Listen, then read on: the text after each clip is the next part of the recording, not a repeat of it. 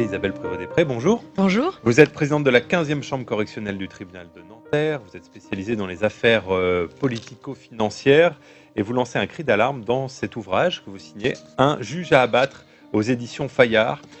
Vous présidez donc cette 15e chambre correctionnelle du tribunal de Nanterre, vous êtes spécialisée dans ces affaires politico-financières avec, par exemple, des affaires Angola Gate. On a parlé aussi à votre époque de cette affaire Sentier 1 et 2 qui étaient des affaires de blanchiment d'argent dans le Sentier. Dans votre bureau sont passées des personnalités comme Gérard Longuet, Charles Pasqua, Daniel Bouton.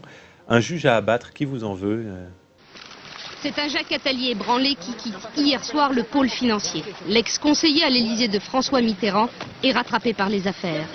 Il a été mis en examen pour recel d'abus de biens sociaux et trafic d'influence dans l'enquête sur les ventes d'armes à l'Angola. Les juges, Philippe Courroy et Isabelle Prévost-Després, veulent comprendre pourquoi Jacques Attali a reçu plus d'1 million de francs de la société dirigée par Pierre Falcon, l'homme clé du dossier. Je me suis rendu compte au fil des années qu'en faisant simplement mon travail d'abord de juge d'instruction et puis maintenant de magistrat président une chambre correctionnelle avec 2 assesseurs, que simplement donc en posant des questions et en faisant des investigations, je gênais et divers obstacles ont été mis sur mon chemin pour simplement donc m'empêcher de travailler normalement. Mais ça fait partie de votre définition de poste. Vous gênez dans des affaires politico-financières, ça fait partie du métier, non? Non, dans la logique, la loi s'applique à tout le monde de la même manière, riches, pauvres, puissants, misérables, et donc tout le monde doit se soumettre à la loi et à l'office du juge, dans la limite évidemment du code pénal et du code de procédure pénale. Cette fois, les choses sont claires. Une juge l'a fait plier. Il est passé aux aveux. De quoi s'agit-il en réalité? Au terme d'une enquête confiée il y a déjà 8 ans à des juges d'instruction et de 2 mois de négociations avec le parquet national de France, Vincent Bolloré, Gilles Alix, le directeur général du groupe Bolloré, et Jean-Philippe Doran, le directeur général de l'agence de communication Havas, une filiale de Bolloré, avaient accepté de comparaître sur reconnaissance préalable de culpabilité. Une sorte de plaidé coupable à la française. En gros, ils reconnaissaient leur culpabilité et ainsi ils ne devaient payer qu'une amende de 375 000 € chacun, ce qui représente des clopinettes, des cacahuètes pour eux. L'affaire devait être close avec cette somme. Seulement, la juge Isabelle Prévost-Després a refusé d'homologuer ce principe de plaidé coupable. Elle a refusé cet arrangement, estimant que les faits graves qui leur sont reprochés devaient être jugés devant un tribunal correctionnel. Mais ce qui est important, ce que l'on retient, parce que le reste est très technique pour nous, c'est que lors de l'audience, les 3 prévenus ont reconnu avoir utilisé les activités de conseil politique de la filiale Havas pour décrocher la gestion des ports de Lomé au Togo et de Conakry en Guinée au bénéfice d'une autre filiale, Bolloré Logistique. Même si techniquement les 3 hommes peuvent revenir sur leurs aveux, la presse et la rue africaine retiennent une chose. Ils ont reconnu leur culpabilité. Fuyant. Sur ces images tournées par le média Blast, Vincent Bolloré sort de la salle d'audience sans un mot. Ce matin, il plaidait coupable pour éviter un procès public, mais sa stratégie s'est effondrée. La juge l'a renvoyé en correctionnel. L'affaire devait trouver son épilogue ce vendredi. Après avoir toujours nié les faits, l'homme d'affaires a reconnu être coupable de corruption et d'abus de confiance. Il espérait ainsi éviter le procès en payant des amendes négociées en amont avec le parquet financier. Mais la juge a refusé d'homologuer l'accord. C'est une double première. À la fois, c'est le plaidé coupable, la reconnaissance de culpabilité, et puis le revers, le refus d'homologation, et puis le fait que cet homme, du fait de ses aveux, maintenant a été pris la main dans le sac. Parce que la logique de ceux qui sont poursuivis pour des grands faits de corruption, c'est n'avoue jamais. Jamais. Pour la juge, les faits ont gravement porté atteinte à l'ordre public économique et à la souveraineté du Togo. Le procès aura donc lieu. Aujourd'hui, vous êtes à Nanterre. Le procureur, c'est Philippe Courroy. Vous dites que Nanterre est le laboratoire de Nicolas Sarkozy en matière de justice. Oui, Pourquoi? c'est un peu ce qu'on peut constater, mais on le voit aussi bien évidemment dans d'autres tribunaux. Moi, je l'ai vécu, je dirais, en direct, et l'analyse que j'en ai tirée, c'est dans ce livre, rejoint celle par exemple, de Robert Badinter ou de Mireille Delmas-Marty. C'est-à-dire qu'on a maintenant décidé de faire des enquêtes simplement, de ne pas passer par la case instruction, où il peut y avoir un débat contradictoire et puis des objections posées face aux accusations ou aux mises en examen qui sont faites. Donc les dossiers arrivent directement après l'enquête devant un tribunal qui essaye de juger comme il peut, et c'est la justice de demain telle qu'elle nous a été promise par la réforme du Code de procédure pénale et récemment. Donc l'idée, c'est de tester à Nanterre, en tout cas dans votre démonstration, de tester à Nanterre ce que pourrait être la justice de Nicolas Sarkozy s'il va au bout de sa réforme de la justice, notamment Oui, avec la suppression du juge d'instruction. Absolument, et je pense que c'était très clairement dit par le président de la République. On étouffe des affaires. On étouffe, ça je n'en sais rien, parce que nous voyons arriver des affaires, donc nous ne savons absolument pas ce qui se passe en amont. Mais est-ce que vous... Isabelle Prévost-Després est une juge sous pression. Magistrate du tribunal de Nanterre et ancienne juge d'instruction, elle raconte dans un livre les attaques subies depuis 20 ans. Les tentatives de déstabilisation de la part du parquet surtout, mais aussi ses relations tendues avec le nouveau procureur de Nanterre. Philippe Courroy, réputé proche de Nicolas Sarkozy, a écrit un rapport critique sur sa façon de traiter les dossiers. Par exemple, au livre de Denis Robert, puisqu'on a parlé de Clearstream, qui raconte des choses qui sont apparemment évidentes. D'ailleurs, il a des tas de procès, parce que là aussi, ils ont des avocats puissants et ils ont de l'argent à perdre. Et ce pauvre Denis Robert est dans une situation terrifiante. Il y avait une soirée en sa faveur, l'autre soir à la Cigale, pour effectivement l'aider financièrement à payer lui-même ses avocats. Mais lui ne fabule pas, tandis que vous... Et ça, ce que je vous reproche, c'est qu'il y a un mort tous les 4 pages. Vous êtes admiratrice d'un... Est-ce que vous croyez que c'est de la fabulation, M. Pollack? Autant que ça, oui. Je crains que vous n'ayez tort. Ah, vous pensez qu'il y a autant de morts que ça dans des affaires? Non seulement je pense, mais je vous le dis. Parce que là, ça débute, le gars, il est hypnotisé, après ça, je sais pas quoi, on l'empoisonne. Dans une même affaire, mais si vous voulez... Après avoir écrit ce livre, donc j'ai siégé pour une affaire, dans une affaire correctionnelle pour juger des gens. Il y avait un suicidé, 2 morts par accident de voiture, des gens qui dénonçaient la corruption au sein d'une grande entreprise. Quand j'ai travaillé le dossier avant l'audience pour préparer les interrogatoires, j'en ai eu froid dans le dos. Vous comprenez, M. Pollack? Parce que je me suis dit, c'est exactement ce qu'on a écrit. Et ce que j'ai écrit là, c'est des affaires différentes, bien sûr, dont j'ai eu à connaître. Oui. Voilà. Ça existe, M. Pollack, des morts dans les affaires financières. Effectivement. J'en connais des histoires où il y a eu mort d'hommes. Mais j'ai l'impression que justement, ce qui est redoutable en France, c'est rare que ça aille jusqu'à mort d'homme.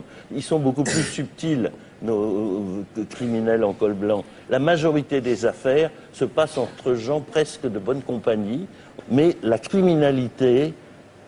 Je ne suis pas persuadé que dans ces affaires financières, ça soit aussi courant, que ça le soit dans la mafia, dans les truands, le blanchiment du produit de trafic de stupéfiants, le trafic de stupéfiants, c'est pas joli. On a besoin de réseaux très organisés. Ça ramène énormément d'argent. Moi, je vais vous dire, Monsieur Pollack, à l'heure actuelle en France, vous pouvez trouver une société qui vous fournit clé en main, une société écran, des comptes bancaires, une société gérée par un avocat britannique, avec des comptes à l'île de Man, etc. Vous ne pouvez pas remonter jusqu'à ces circuits de blanchiment. Ces gens-là sont prêts à tuer pour garder leur argent, le recycler et le récupérer ensuite pour vivre en France, parce que c'est un beau pays, la France. Vous-même, vous vous sentez en danger, parfois? Écoutez, moi je ne vous dis qu'une chose, j'ai été sous protection rapprochée pendant 3 ans et demi, j'ai reçu des menaces de mort. Bon, voilà, c'est tout, ça existe.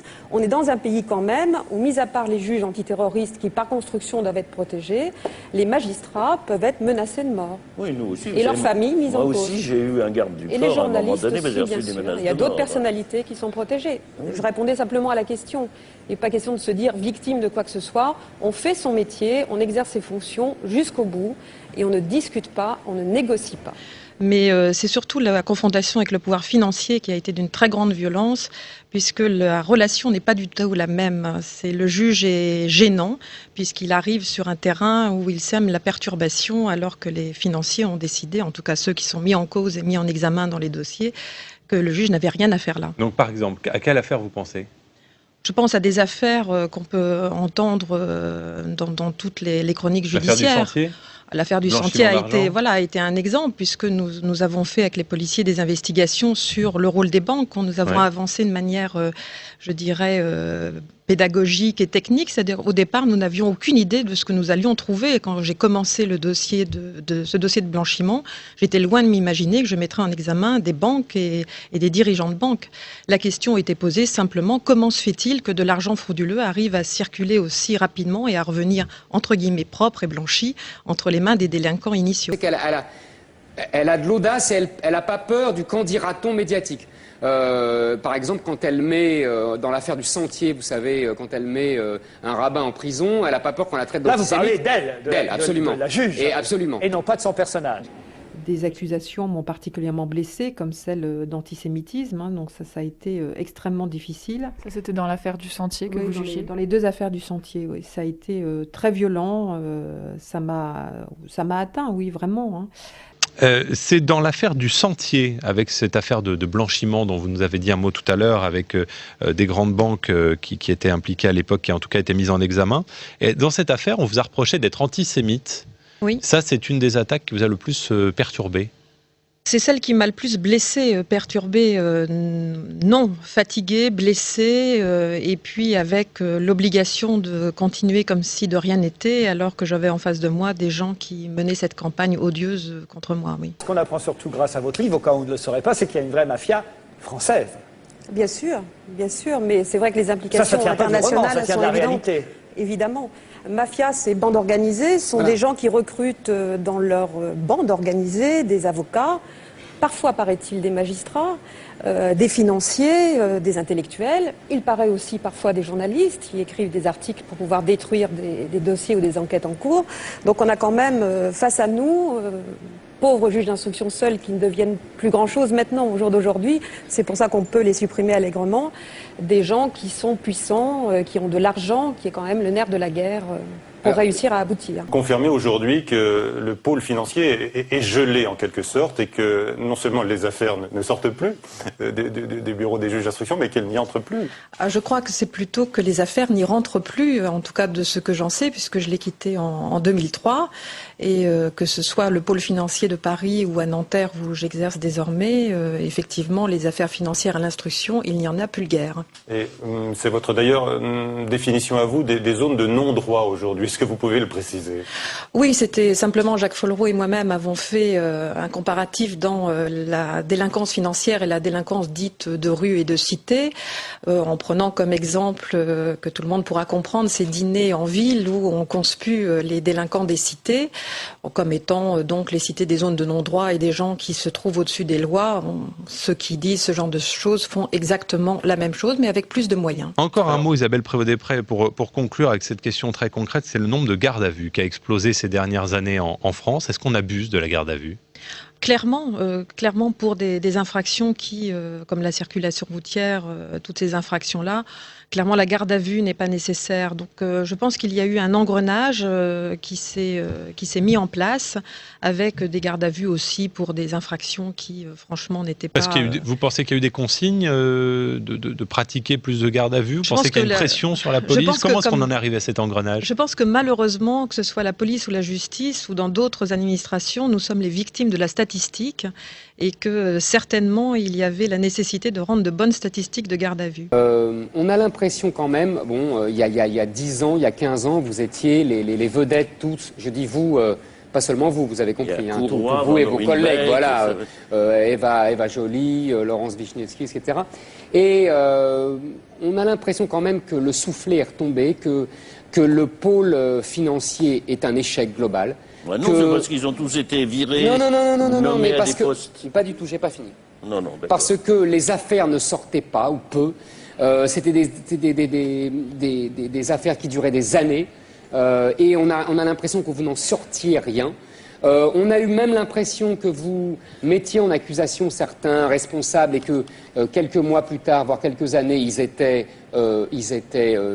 bénéficiaires de non-lieu. On a quand même l'impression d'un grand échec global. On a l'impression que vous avez fait de la mousse médiatique pendant des années et que juridiquement, il n'en est pas sorti grand-chose. Il n'a rien compris à votre livre, parce que là, quand même, on voit bien comment les affaires sont enterrées pour des années. Non, mais justement. Je crois qu'il y a plusieurs... Elles n'étaient pas enterrées parce qu'elles sortaient médiatiquement. Non. D'abord, il y a beaucoup d'affaires qui sont sorties, qui sont passées devant le tribunal et dont on n'a jamais parlé. Moi, je me souviens d'un petit entrefilé dans un journal, pour ne pas citer l'Express. On disait Isabelle Prévost-Després a renvoyé 55 personnes devant le tribunal en catimini. Donc voilà, donc on m'a reproché ce qui a toujours été mon choix, c'est-à-dire secret de l'instruction. On n'a pas à vendre les affaires qu'on traite. On est juge d'instruction, on exerce ses fonctions. Vous savez aussi ce qu'on vous reproche, parce que moi j'ai téléphoné avant, parce que je travaille un petit peu avant de préparer cette émission, et on vous reproche aussi, d'ailleurs, exactement comme à Eva Joly, c'est très intéressant, de faire plus de morale que de droit. Je parle pour moi sans pouvoir. Je ne peux pas parler des dossiers que j'ai traités, vous le comprenez bien. Je ne pense pas qu'on parle de moi comme un juge qui laisse traîner les dossiers, au contraire qui va trop vite. Et j'ai eu des avocats qui m'ont dit déséquilibre, droit de la défense bafoué, vous connaissez le dossier, pas nous. Vous voyez, tout ça c'était un hommage. Vous instruisez à charge et jamais à décharge. Et j'instruis à décharge aussi dans les interrogatoires, non pas en faisant de la morale, en posant des questions et toujours, Monsieur Zemmour, en étant vrai, c'est-à-dire en étant moi-même. C'est-à-dire que je pose des questions. Et je dis, on a découvert par exemple 1 million d'euros sur un compte bancaire au Luxembourg, l'ayant droit et votre belle-mère. Qu'avez-vous à dire, monsieur? Et je peux rajouter, je l'avoue, sans avocat, c'est pas bien d'utiliser la grand-mère. Voilà, ça m'arrive de dire des choses comme ça. Donc je fais peut-être la morale. Ah oui, moi on m'a dit que non seulement vous faisiez la morale, mais vous la faites, j'allais faire une faute de français, vous la faites durement. Et vous êtes assez implacable. Je vais vous dire, Monsieur Zemmour, un juge d'instruction ou un magistrat qui veut être aimé et qui se mire dans le regard des gens qu'il condamne n'est pas honorable. Vous avez raison. Il y a une part de morale quand même, et vous commencez très fort d'ailleurs, puisque vous écrivez à propos des puissants que vous avez défilés dans votre bureau, ils sont animés par une seule drogue, l'argent. Il n'y a chez eux aucune peur du lendemain, mais ils sont comme les pharaons, ils amassent l'argent et souhaitent mourir avec eux. C'est plus du droit, là on est dans la morale. C'est simplement le fait d'avoir rencontré ces gens-là et de m'être rendu compte qu'il fallait s'arrêter un moment sur ce qui les animait pour mieux comprendre pourquoi ils étaient arrivés devant moi, dans mon bureau. D'accord. Voilà, donc c'est en plus une explication humaine que morale. Je vais vous montrer une photo, Isabelle. Vous allez me dire si vous la reconnaissez. Qui est-ce? Ah ben c'est Simone Signoret. Dans quelle série? C'est dans Le Juge, Madame le Juge. Oui. J'avais adoré ça. Vous aviez quel âge quand vous aviez vu cette série télévisée? Je crois que j'avais 12-13 ans, quelque chose comme ça. Oui. Non, vraiment, je la trouvais extraordinaire. D'abord, c'est une actrice que j'aime beaucoup, une femme que j'aime beaucoup. J'ai bien sûr lu ses livres. Et puis dans cette série, c'était exactement la conception que j'avais du juge d'instruction, sans jamais avoir fréquenté quelques magistrats que ce soit. Hein. C'était cette volonté de chercher et puis de trouver la vérité. Voilà. Donc en ce moment, depuis quelques années, on parle de vérité judiciaire, vérité, etc. Je pense que la vérité, elle existe. Hein. C'est pas parce qu'on apprécie les sentiments quand on est juge qu'on juge en fonction aussi des éléments de personnalité que la vérité n'existe pas. Donc juge d'instruction, c'est un métier formidable hein, que j'ai adoré exercer, mais vraiment. J'en suis partie pour des tas de raisons liées au dossier que j'instruisais évidemment, mais j'ai appris tellement de choses, et elle était l'exemple de la femme libre, voilà, ce qui est quand même un but pour une femme, d'être libre. Le déclencheur de cette tension et de ces menaces que vous nous décrivez dans votre livre, ce sont les comptes piratés du président de la République.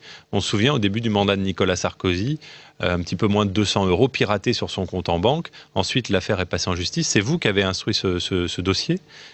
J'ai présidé vous avez présidé l'audience. Et finalement, vous n'avez pas donné gain de cause à Nicolas Sarkozy. D'une certaine manière, si, c'est-à-dire que nous sommes posés, mes assesseurs et moi-même, la simple question de savoir, le président de la République veut être partie civile dans ce dossier, mais est-ce qu'on peut avoir des recours pour action abusive contre lui? La réponse était non à cause de son immunité. qui est inscrite dans la Constitution. Donc nous avons eu un raisonnement, je dirais, de parallélisme des formes, raisonnement qualifié d'extravagant par certains, qui est un raisonnement qui n'a pas été suivi par la Cour d'appel de Versailles, mais nous maintenons Donc vous notre avez dit, analyse. en fait, puisqu'on ne peut pas l'attaquer, lui ne peut pas attaquer. Voilà, c'était ça. Mais et on il ne peut peut pas être lui victime. donner des dommages et intérêts. Non, mais nous avons dit qu'il peut être victime, mais comme qu'il chacun faudra d'entre traiter nous. l'affaire après son mandat. Après qu'il ne soit plus et président de la République. D'après vous, ça n'a pas été apprécié. C'est pour ça je que crois que ça n'a Philippe pas été Courroy, apprécié du et c'est tout. pour ça que Philippe Courroy vous Je pense qu'à a dans le partir pif aujourd'hui. je pense qu'à partir de ce jour-là, effectivement, là, j'ai constaté qu'il y avait une certaine tension. Donc Philippe Courroy, il agit sur ordre. Je ne sais pas, c'est son problème à lui. Moi, j'ai juste constaté que les difficultés ont commencé à ce moment-là. On observe, mais pas seulement en France, aussi en Europe, dans tous les pays européens, une mainmise de l'exécutif sur la justice par des prérogatives accrues des magistrats dépendant du pouvoir exécutif de par les institutions. Hein. Donc, alors, est-ce que vous ne trouvez pas que là, c'est la limite du corporatisme? Est-ce que votre corporatisme vous Alors là, moi, je vais vous assèche dire, pas? le corporatisme judiciaire, j'attends toujours de le voir, parce que chaque fois que j'ai été attaquée, ça n'a pas été vraiment la révolution dans les rangs de la magistrature. Alors pour me pourquoi soutenir. défendez-vous J'imaginais quand même que mes partenaires habituels, les avocats et puis certains magistrats resteraient dans les clous. Et ma grande surprise a été, d'une certaine manière, des trahisons dans le cadre de ces dossiers d'instruction. Donc en fait, je ne m'y attendais pas. Et puis après, il faut faire face. Donc on ne va pas... en tout cas, moi, il n'a jamais été question de partir et de déserter. Très simplement, par exemple, quand j'avais un dossier avec des centaines de mises en examen de personnes que j'avais fait placer ou placer en détention provisoire, il était hors de question que je quitte le bateau en disant « écoutez, j'en ai assez », et parfois j'en ai eu assez. Et puis je laisse tomber, et voilà. Donc il y a un devoir aussi qui est de continuer ce qu'on a commencé et puis de rendre une ordonnance de non-lieu ou de renvoi, mais de statuer en connaissance de cause, parce que laisser ce genre de dossier derrière soi, c'est de la lâcheté. Et qui a le pouvoir au-dessus de vous de vous dire stop, on laisse tomber? Alors je n'abandonne jamais, je ne m'acharne pas, je fais mon travail. C'est pas votre réputation en tout cas. Voilà, et personne ne peut me dire d'arrêter. Une phrase dans un livre, quelques mots qui relancent la saga politico-judiciaire Liliane Bettencourt. Dessaisie de l'affaire en automne 2010, la juge Isabelle Prévost-Després décide de parler sans retenue. Cette fois, la cible n'est autre que Nicolas Sarkozy en personne. Elle se confie dans ce livre à 2 journalistes du Monde. Page 135, elle révèle qu'un témoin, l'infirmière de Liliane Bettencourt, lui aurait livré « J'ai vu des remises d'espèces à Sarkozy, mais je ne pouvais pas le dire sur procès-verbal. » L'Élysée dément en indiquant que ces allégations sont scandaleuses, infondées et mensongères. Jean-François Copé, secrétaire général de l'UMP, dénonce une manipulation politique. On est à quelques mois maintenant d'élection présidentielle, voilà. Donc il faut être dupe de rien. Ces allégations donnent lieu quand même à quelques étonnements quand même. Il faut rester zen.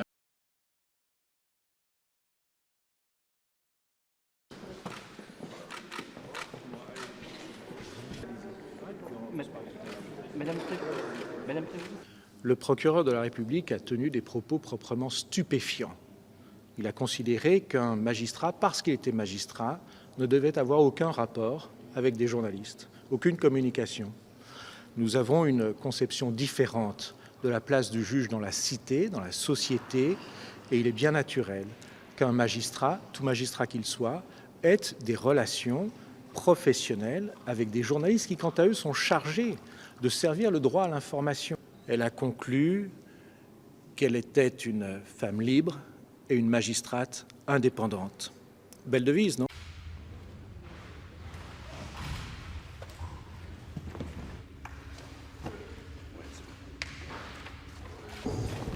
Donc Madame Prévost-Després a été relaxée aujourd'hui.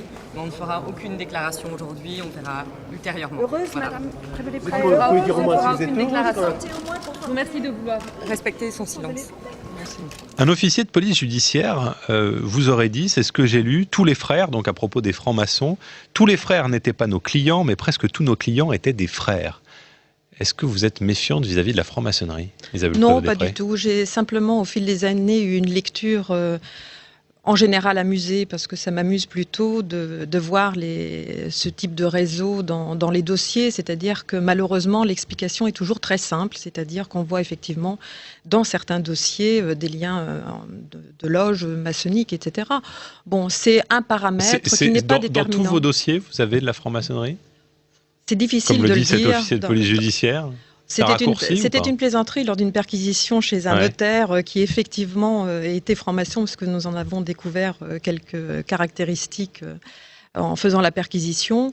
C'est effectivement, ça ne nous étonnait pas. Voilà, on arrivait, c'était une grille de lecture, mais assez anodine, sauf pour faire des liens entre les gens. Mais est-ce que ça a un impact après dans votre enquête? Aucun. Est-ce qu'on essaie de la parasiter, de vous intimider? Oui, bien sûr, mais est-ce que c'est lié à l'appartenance maçonnique? Non, je pense que c'est plutôt lié à la fraude et à l'entente pour que les investigations n'avancent pas. Faut-il que les juges et les policiers qui sont francs-maçons se déclarent francs-maçons? Ah, je trouve ça indispensable.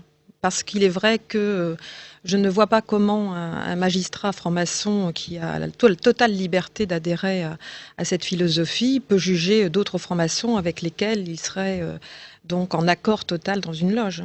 Vous avez l'impression d'y être arrivé? Est-ce qu'on peut être juge d'instruction et libre? Est-ce que c'est facile d'être libre quand on est juge d'instruction? Non, c'est très, très compliqué. Être un magistrat indépendant, ça m'a jamais posé de difficultés. Ça a même énervé beaucoup de gens.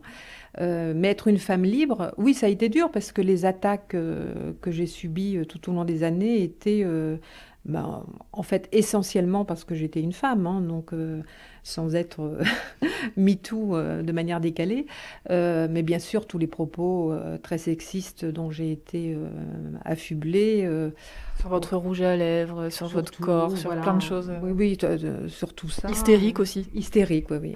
Alors ça, c'est quelque chose d'extraordinaire parce qu'à force de diffuser des mensonges et puis ce genre de qualificatifs et de noms d'oiseaux, tous les gens ont fini par y croire et pendant quelques années, les magistrats, collègues qui venaient siéger avec moi en correctionnel, après disaient « mais enfin je comprends pas, tout le monde m'avait dit que tu hurlais à l'audience, etc. » Enfin, ça n'est jamais arrivé. Je n'ai jamais piqué de crise d'hystérie à l'audience. Il m'est arrivé de hausser le ton face à des comportements de prévenus de partie civile parfois, ou d'avocats qui se tenaient très mal et qui parfois agressaient les autres, etc. Donc évidemment c'était mon rôle, mais jamais, vraiment. Hein, Et donc voilà, il y a un faux portrait qui a été fait de moi. Bon, c'est toujours la même chose. Hein, c'était pour personnaliser, mieux m'attaquer et puis me faire faiblir et me pousser à la faute. Donc voilà, bon, c'était une technique comme une autre. Et le jour où ces personnes arrivent dans votre bureau, c'est j'ai joué, j'ai perdu, allons-y, on discute, on négocie? Non. D'abord, avec moi, on ne négocie jamais, donc les choses se passent dans les règles. Voilà, avec vous, on ne négocie jamais, non. Je balance quelques infos et vous êtes un peu plus... Ah non, certainement pas. Voilà, ça peut se passer au niveau des services de police. Donc autant rien de balancer avec vous, alors. Ah, ça ne sert strictement à rien. Je voudrais juste revenir pour terminer sur une phrase extraite de votre livre.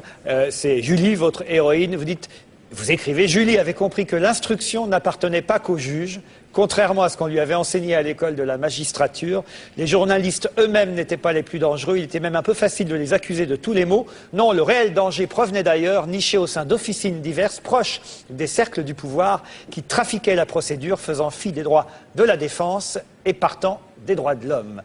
Ça, c'est ce que vous avez constaté vous aussi? C'est écrit dans un roman, monsieur Ruquier. Parfait. Je vous remercie.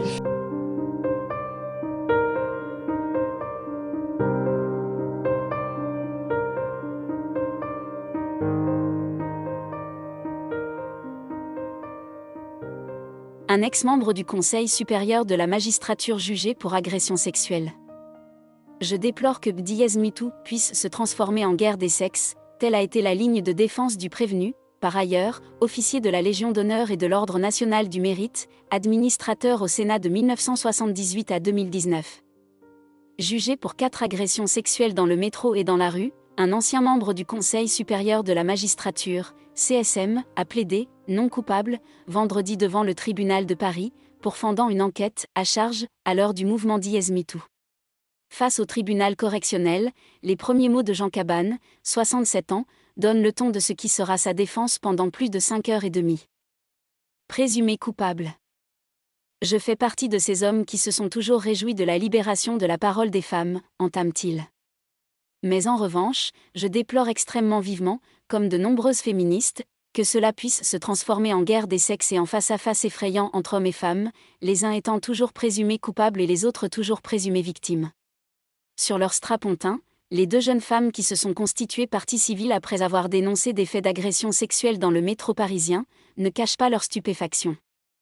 L'une, longs cheveux blonds lâchés, reconnaît formellement Jean Cabannes comme l'homme, genre prof de philo ou d'amphi, qui s'est appuyé sur elle dans un wagon de la ligne 7 du métro en février 2020, puis a enlevé ses mains pour passer la sienne sur son sexe et poser sur elle un regard très pervers. La seconde, cheveux bruns noués en chignon, identifie aussi le prévenu comme ce Monsieur Tout-le-Monde qui, dans la ligne 7, lui a en avril 2019 touché la cuisse, une caresse devenue une main posée sur son sexe. Les mains du prévenu, secouées de tremblements incessants à la barre comme 3 ans plus tôt, je les reconnais entre 1000, assure la jeune femme. Il conteste les faits. Les enquêteurs étaient remontés jusqu'à Jean Cabannes après avoir fait le rapprochement entre ces 2 dépositions et celle d'une 3e jeune femme dénonçant une agression sexuelle dans une rame de la même ligne de métro en mars 2019. Il est également soupçonné d'avoir agressé une femme dans la rue en janvier 2018. Officier de la Légion d'honneur et de l'Ordre national du mérite, administrateur au Sénat de 1978 à 2019, puis membre du CSM dont il a démissionné après sa mise en examen, Jean Cabannes a contesté les faits tout au long de l'enquête. Puis, la mort dans l'âme, il s'était dit prêt à accepter une procédure de plaider coupable, pas comme un aveu de culpabilité, mais pour préserver sa vie familiale. Les juges avaient refusé cette comparution sur reconnaissance préalable de culpabilité, CRPC, renvoyant le jugement de l'affaire en audience publique. La base du plaider coupable, c'est de plaider coupable. Vous reconnaissez ou non les faits, lui demande la présidente de la 14e chambre correctionnelle, Isabelle Prévost-Després. Je n'ai commis volontairement aucun des faits qui me sont reprochés, explique le prévenu. Jean Cabannes avance que les tremblements des mains dont il est victime lui, provoquent des mouvements involontaires. S'ils ont pu être perçus comme un attouchement pendant 2 secondes, ajoute-t-il, il serait incapable de démontrer le contraire. Il assure également ne pas se souvenir des jeunes femmes. Je ne remets absolument pas en cause leurs paroles, mais ce n'est pas moi. Et s'étonne que la 3e plaignante du métro ne soit ni présente à l'audience, ni partie civile. Cloué au pilori.